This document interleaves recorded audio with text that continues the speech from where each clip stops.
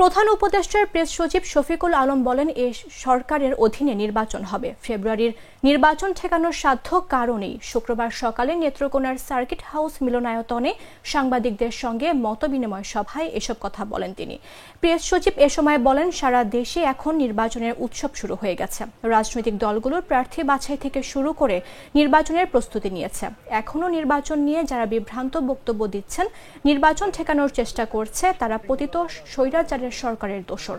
তিনি আরো বলেন, বিদেশে প্রচলন আছে টেলিভিশনে কাকে আপনি টকশোতে আনবেন, যাকে আপনি টকশোতে আনবেন তিনি অত্যন্ত সত্যবাদী মানুষ এবং তার গ্রহণযোগ্যতা আছে। কিন্তু এদেশে সম্পূর্ণ বিপরীত। একজন লোক যদি ডাহা মিথ্যা কথা বলে তাকে টকশোতে আনা হয়, কারণ তাকে আনলে টকশোর জনপ্রিয়তা বাড়বে। কোনো আশঙ্কা কখনোই ছিল না।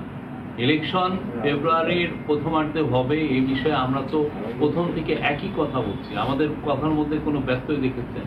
ইন্টারিম গভর্নমেন্টের কোনো উপদেষ্টা কি এমন কোনো কথা বলেছেন যে ইলেকশনের বিষয়ে একটা আনসার্টেনটি আছে?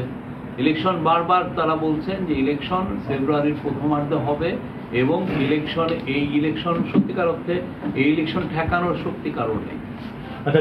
যারাই যত কনস্পিরেসি করুক, ইলেকশন ঠিক মতো হবে এবং এই ইলেকশনের বাংলাদেশের ইতিহাসে one of the best election হবে। আপনি ইসরায়েলে আপনি যান, আমিও তো যাই। আমি গত 5 সপ্তাহ ধরে একটানা ভিজিট করছি। আজকে আমি মাগুরা যাচ্ছি, কালকে নোয়াখালী, পরশুদিন হালুয়াঘাট, তারপরের দিন ময়মনসিংহ। আমি সব জায়গায় যাচ্ছি, যেহেতু আমি তো সব জায়গায় ইলেকশনের হাওয়া দেখছি।